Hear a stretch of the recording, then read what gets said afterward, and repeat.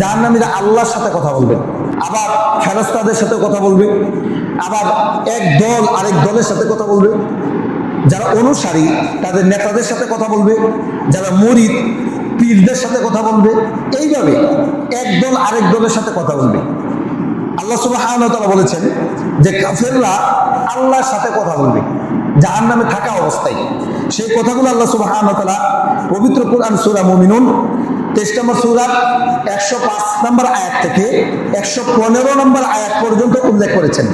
আল্লাহ রাব্বুল আলামিন বলছেন, যখন জাহান্নামীরা শাস্তি কুলাতে পারবে না, এই পরিমাণ শাস্তি তাদেরকে দেওয়া হবে যখন তারা নিরুপায় হয়ে যাবে, আর তাদের সহ্য হচ্ছে না, এইখান থেকে কিভাবে বাঁচা যায়, কিভাবে জাহান্নাম থেকে বের হওয়া সম্ভব, এরকম তারা পথ পন্থা অবলম্বন করতে থাকবে।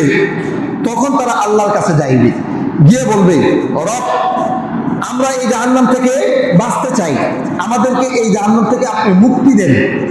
আল্লাহ সুবহানাহু ওয়া তাআলা তখন তাদের এই কথার প্রেক্ষিতে যেই কথাটা বলবেন সেটা এখানে আল্লাহ রাব্বুল আলামিন বলছেন, আলাম তাকুন আয়াতি তুতলা আলাইকুম, আচ্ছা তোমাদের কাছে কি আমার আয়াত সমূহ নিয়ে এমন কোনো ব্যক্তিবর্গ কি উপস্থিত হয়নি যারা আমার এই আয়াত সমূহকে তোমাদের কাছে পাঠ করে শোনাইতো?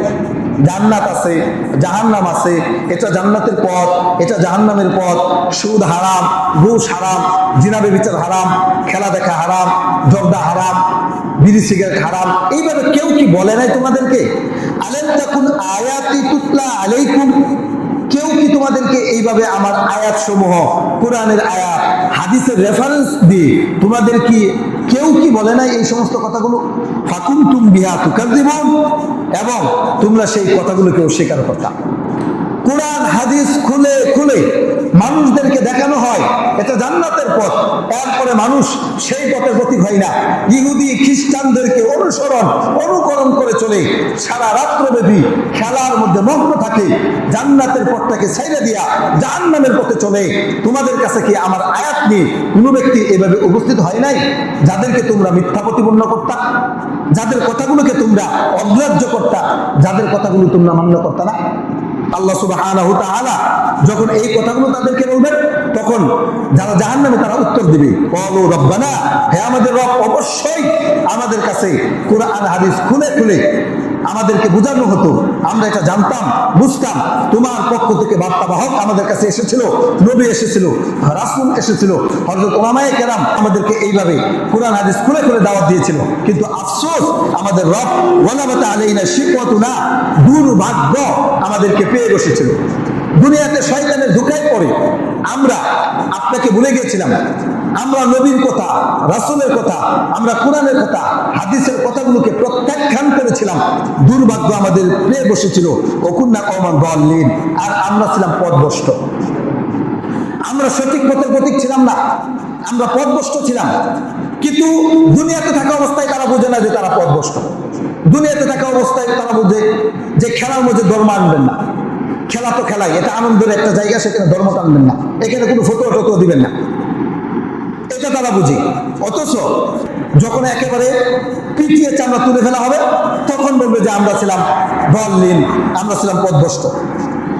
এরপরে তারা বলবে, রব্বানা আখরিজনা মিনহা ফাইন উদনা ফাইন্না যালিমুন, হে আমাদের রব, একটা বারের জন্য আপনি আমাদেরকে এই জাহান্নাম থেকে বের করে দেন, শুধুমাত্র একবার আপনি আমাদেরকে সুযোগ দেন, আমরা ফাইন উদনা, যদি আবার পুনরায় এরকম খেলা দেখি, এরকম সুদের মধ্যে লিপ্ত থাকি, এরকম বেনামাজি যদি থাকি, নামাজ যদি না পড়ি, অন্যের সম্পদ যদি আরেকবারে এইরকম আত্মসাৎ করি, অর্থাৎ আপনার নাফরমানি যদি আবার পুনরায় করি, তাহলে আমরা হলাম জালিম, ফাইন্না যালিমুন, তাহলে আমরা জালিমদের অন্তর্ভুক্ত হব।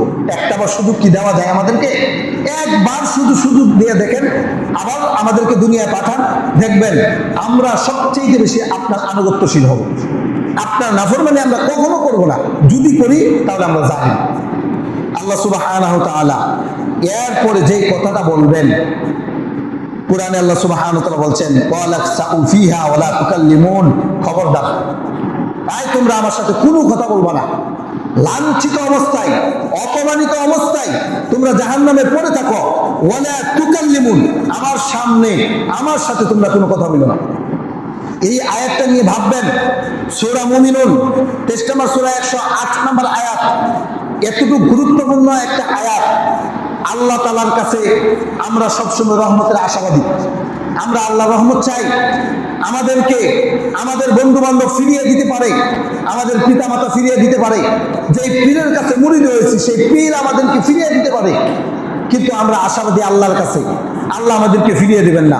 কিন্তু আল্লাহ বলছেন একটা সময় আল্লাহ তাআলা বলবেন ইখসাউ ফিহা ওয়ালা তুকাল্লিমুন, এই লাঞ্ছিত অবস্থায়, অপমানিত অবস্থায় এই জাহান্নামে পড়ে থাক, আমার সাথে কোনো কথা বলবি না, তোদের সাথে আমার কোনো কথা নাই। এটা খুব ভারী কথা, খুবই ভারী কথা। এটা আল্লাহ যদি বান্দাকে ফিরিয়ে দেন, ওই ব্যক্তির মতো হতভাগা, ওই ব্যক্তির মতো দুর্ভাগা আর কেউ নেই। আল্লাহ যদি কাউকে ফিরিয়ে দেয়, আল্লাহ তাআলা তখন উত্তর দিবেন ইখসাউ ফিহা ওয়ালা তুকাল্লিমুন, অপমানিত লাঞ্ছিত অবস্থায় জাহান্নামে পড়ে থাক, আমার সাথে কোনো কথা বলবি না। তোদের কাছে আমার কোরআন গিয়েছিল, হাদিস গিয়েছিল, নবী গিয়েছিল, রাসূল গিয়েছিল, সব প্রত্যাখ্যান করলি, আমাকে প্রত্যাখ্যান করলি। আমার যত আয়াত ছিল সমস্ত আয়াতকে পিছনে ফেলিয়া তোরা দুনিয়াতে জীবন যাপন করলি, এখন আমার সাথে আর কোনো কথা বলবি না, লাঞ্ছিত অপমানিত অবস্থায় জাহান্নামের শাস্তি আস্বাদন করতে থাক।